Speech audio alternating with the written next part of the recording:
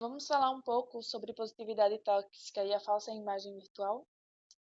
Para quem nunca escutou o termo, positividade tóxica é nada mais nada menos que a ideia de que pensamentos positivos devem estar acima de quaisquer outras emoções consideradas negativas.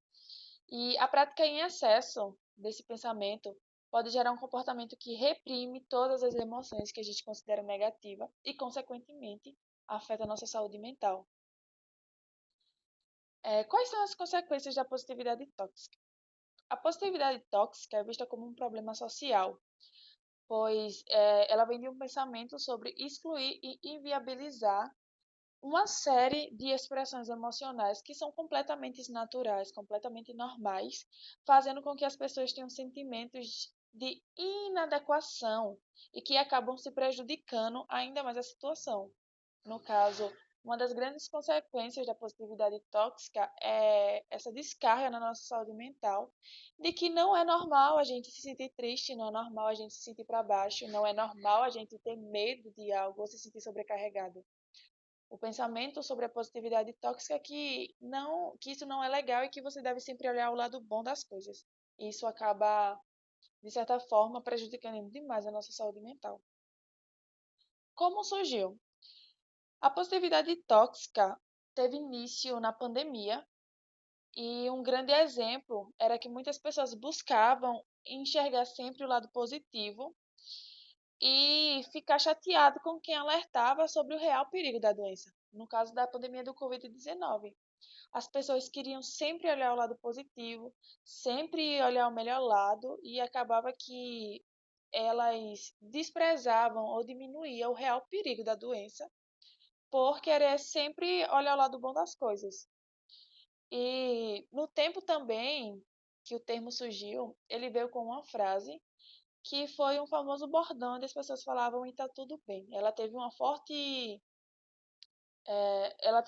iniciação através do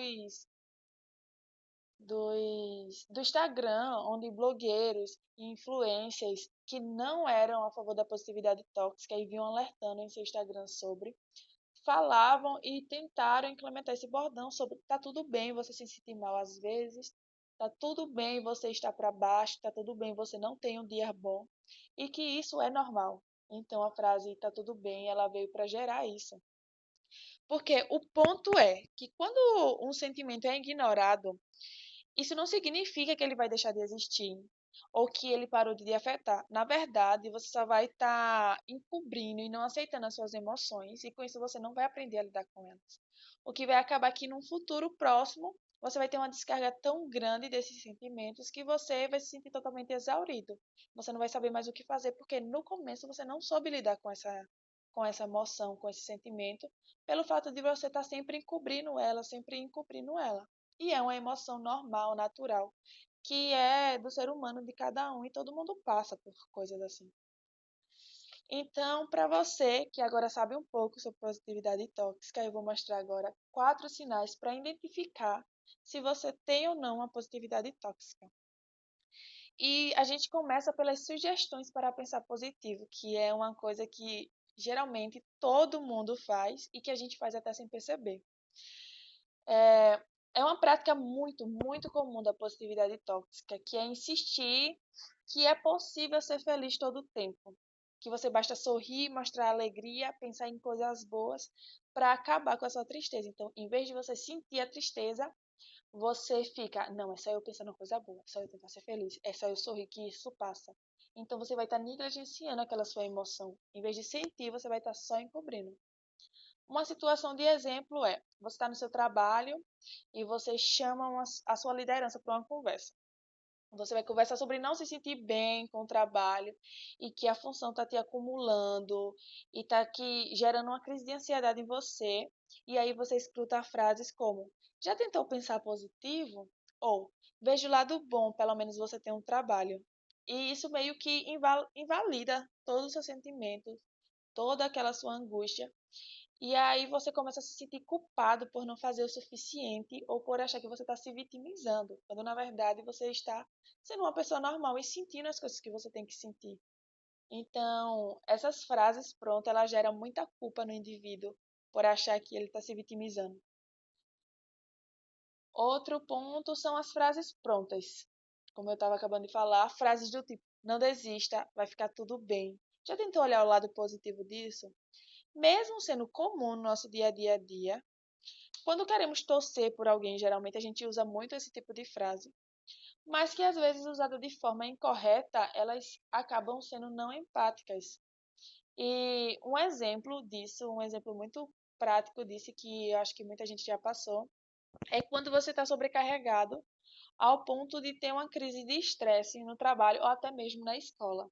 Aí você tem muita coisa atrasada, você tem prazos para entregar, você tem matérias para revisar, e aí naquele momento você só quer sentar com alguém e falar, desabafar. E aí as pessoas vêm: mas não desista. Tente olhar pelo lado bom, você vai tirar um aprendizado disso, ou você vai conseguir. Nesses momentos de pico de estresse, geralmente as pessoas não querem alguém que diga a você não desista. Ela só quer desabafar e mostrar como ela está se sentindo. E aí as pessoas vêm com as frases prontas de não desista, vai ficar tudo bem. E aí isso acaba gerando uma gama de também culpa no indivíduo sobre achar que ele também está se vitimizando e que ele não está fazendo o suficiente. Outro ponto muito principal da positividade tóxica é a invalidação, que acontece demais, demais, demais. Expressões do tipo pelo menos sempre costuma estar atrelada a essa invalidação. Sabe quando você diz que não aguenta mais um resfriado, ou que você não aguenta mais aquela tosse chata e alguém vem e diz: pelo menos você não está na UTI, pelo menos você não está no hospital, pelo menos você está aqui, você consegue sair, você consegue levantar da cama. E no momento que a pessoa fala que ela já não aguenta mais aquele resfriado, ela só quer colocar para fora, ela não quer que tenha uma comparação. Essa invalidação gera no indivíduo mais culpa de achar que ele também está se vitimizando, que ele também não está fazendo o suficiente e que ele está sendo ingrato, que ele não está sabendo agradecer pela vida que tem ou pela saúde que tem. E essa invalidação é péssima para a saúde mental do indivíduo. Sempre quando as pessoas tentam essa comparação de, eu estou muito cansada, e aí outra pessoa que faz algo a mais diz assim, imagina eu, mas aí uma invalidação sobre os seus sentimentos. E isso gera um desconforto demais no indivíduo e aí acaba acarretando em várias outras coisas que são pior ainda. E como um quarto sinal é a comparação, que aí eu trago a parte da positividade tóxica e a falsa imagem virtual. No caso, eu trouxe aqui o Instagram. Geralmente as pessoas costumam se comparar demais com aquela típica vida exposta em stories, em publicações. E essa comparação não é nada saudável, porque a gente coloca na cabeça que aquela pessoa tem uma vida perfeita, que aquela pessoa consegue ser um estudante perfeito, ser um trabalhador perfeito, e aí a gente só está vendo o que eles querem nos mostrar através daquilo, aquela imagem através da tela. A gente nunca sabe pelo que a pessoa está passando quando ela sai, quando ela desliga o celular. No tempo da pandemia, muitas influências entraram nesse tópico de como elas tinham que simplesmente se maquiar, maquiar sua dor, maquiar sua tristeza para conseguir manter o seu engajamento no Instagram e seus patrocínios, onde elas não podiam mostrar o que realmente era a vida real e que estava ali atrás das câmeras. Então, as pessoas que viam acabavam vendo aquela vida perfeita, aquele cabelo perfeito ao acordar, aquele rosto impecável. E aí, por trás, as pessoas estavam passando por tempestades, sem saber o que fazer, mas elas tinham que maquiar sua dor, colocar um sorriso no rosto e ir lá, porque aquele é o trabalho delas. Então, a comparação nem sempre. A comparação, na verdade, nunca é algo saudável para o indivíduo. Então, depois desses tópicos, eu tenho positividade tóxica. Como eu me livro? Então, um primeiro e principal ponto sobre é você não negligenciar os seus sentimentos. Você tem que se permitir sentir. Você tem que se permitir ficar triste e ficar para baixo. Esse é um dos principais pontos. É você não negligenciar os seus sentimentos. E é isso.